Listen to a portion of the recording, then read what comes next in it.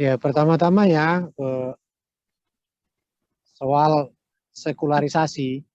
Jadi ini kesalah kaprahan jadinya menyangkut sekularisme. Hmm. Jadi gereja-gereja memahami dirinya tidak sekuler, akibatnya merasa diri jadi Tuhan. Hmm. Orang-orang sekuler merasa diri berdosa, akibatnya bertobat. Itu si Voltaire maupun si Harte Cox. Karena merasa sekuler, akibatnya bertobat. Tiada lagi yang suci dalam diri kami, kecuali Tuhan. Itu kata kaum sekuler. Kaum suci ini mengatakan, ya kita sudah seperti Tuhan.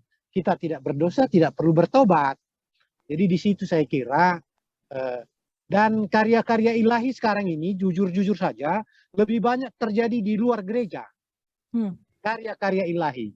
Ya saya bukannya fanatik Jokowi, saya objektif dengan Jokowi. Tapi dia melahirkan karya-karya ilahi yang mempermudah rakyat. Ya, saya tinggal di Pematang Siantar, dulu ke Kuala Namu 4 jam, sekarang 1,5 jam. Bukankah karya ilahi itu? Lalu apa yang di gereja bikin karya ilahi? Ini yang menjadi pertanyaan. Apakah lebih sekuler apa tidak? Menurut saya, sekarang gereja tidak lagi begitu banyak melahirkan karya-karya ilahi.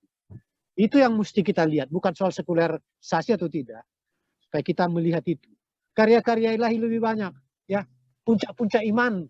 Ya, seperti kawan-kawan karismatik di gereja. Bertobatlah. Kapan Anda menemui di gereja antikristus? Kawan-kawan PNS, karyawan, buruh, menemui anti-kristus. Justru di sana puncak-puncak pertarungan iman. Bukan di gereja, toh. Puncak pertarungan iman itu di luar gereja. Jangan sekali-sekali mengatakan, wah puncak-puncak iman dalam gereja. Para pengkhotbah, wow. Aduh Tuhanku. Kawan di sana bagaimana dia menghadapi. Yang saya sebut anti-kristus, anti keadilan, anti-anti dan lain sebagainya. Yang menimbulkan hate speech dan diskriminasi. Siapa yang menghadapi itu? Gereja? No. Orang-orang Kristen yang tidak di gereja justru banyak bertarung tentang itu. Loh, itu fakta. LSM dan lain sebagainya. Pak Pendeta, ada pandangan atau ada anggapan bahwa persidangan gerejawi kita dipengaruhi oleh roh-roh duniawi itu? Menurut saya, iya, sudah begitu. Cuman kita lapisi, kita selubungi, kita bajui dengan istilah kesakralan. Dan Pak Pendeta mau ngomong apa tentang itu? Kadosi, ya kita berubahlah. Ya. Apakah ini kita harus rombak mulai dari tatanan struktur ini? Apakah struktur-struktur gereja sekarang ini sesuai dengan yang diidealkan sebagai tubuh, yang diidealkan sebagai tubuh Yesus? Ya, atau mesti hancur lagi seperti tubuh Yesus yang hancur, disalibkan, mati, lalu bangkit. Ini yang mesti kita lihat. Ya, Tuhan menunggu, ya, baik secara personal maupun secara institusional.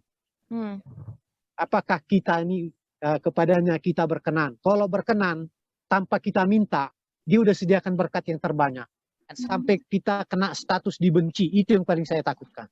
Tuhan, ya kita hitung sekarang status ini. Apakah sekarang status gereja ya diidealkan Tuhan? Berkenan, apakah diizinkan, apakah dibiarkan, dan apakah dibenci? Ini yang saya paling takut sekarang.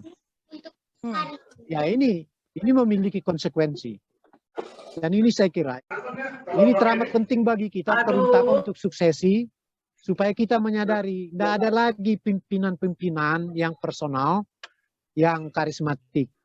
Ya, yang dulu Superman itu nggak dibutuhkan lagi era ini. Yang dibutuhkan sekarang adalah kepemimpinan yang kolaboratif, super team. Jadi jangan lagi pernah berpikir lahirnya Superman. Mulailah berproses sedini mungkin sekarang untuk super team.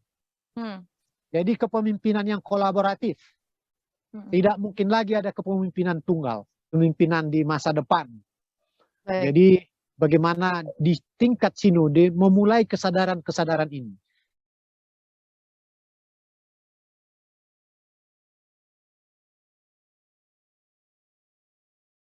Kalau saya berpikir sih pendeta atau gereja itu justru harus menjadi pelopor ya perbaikan proses-proses katakanlah suksesi kepemimpinan yang ada di masyarakat. Karena itu ya gereja harus membenahi diri. Nah, memang kan sekarang prakteknya malah seringkali orang menilai gereja lebih atau sama saja ya dengan praktek-praktek yang terjadi di luar ya.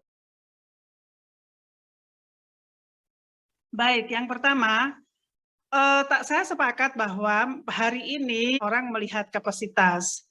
Tetapi yang saya perhatikan di realitanya di banyak tempat juga bahkan ada era-era dunia medsos yang sangat merajalela ini ya, kapasitas menjadi pertimbangan yang nomor sekian gitu, karena pertimbangan pertamanya adalah popularitas di media sosial. Nah, tetapi saya yakin kita semua sepakat bahwa kita semua fokus pada masalah-masalah nilai-nilai, moral-moral, etika dalam politik dan sistem pengambilan keputusan dan kepemimpinan dalam gereja. Jadi nilai moral itu menjadi yang utama, etika menjadi yang utama dalam menentukan suksesi kepemimpinan. Dan kaitannya dengan mereka yang dianggap bisa dipercaya untuk menjadi pemimpin, maka menurut saya ukurannya adalah integritas. Jangan digeser kepada kapasitas. Saya berfokus pada soal itu, bagaimana Alkitab bicara mengenai nilai-nilai dan moral-moral teologis yang harus dijunjung tinggi. Jadi integritas adalah ukuran kunci. Isu kedua kemudian adalah mengapa suksesi kepemimpinan selalu memunculkan keributan atau selalu bahkan mungkin diwarnai dengan keributan dan lain-lain.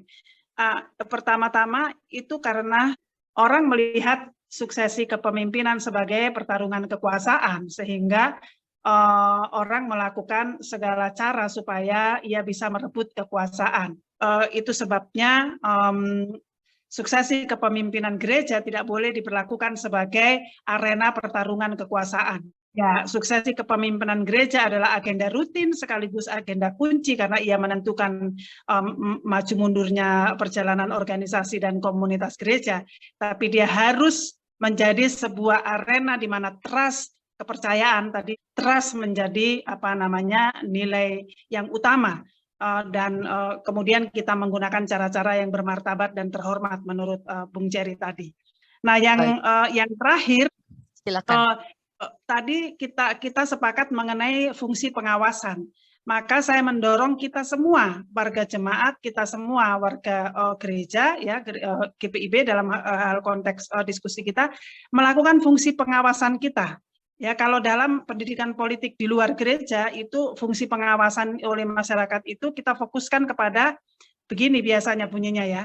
Jangan pilih yang satu politik uang alias main uang. Itu harus diwaspadai.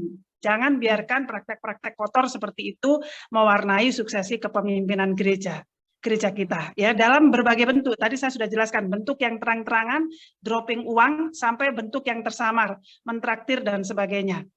Kemudian gratifikasi juga ya. Kemudian yang kedua, jangan pilih yang melakukan mobilisasi atas nama identitas primordial. Identitas primordial itu bisa etnis dan asal-usul lainnya, termasuk asal-usul alma mater. Kemudian jangan pilih yang menggunakan forum-forum gerejawi sebagai arena kampanyenya. Itu akan menjadi, itu adalah tanda-tanda potensi penyelewengan kekuasaan yang sangat jelas. Nah, dan kemudian cara-cara yang kotor lain yang kita bisa hitung sampai berapa banyak ya, kalau itu bisa kita amati di lapangan.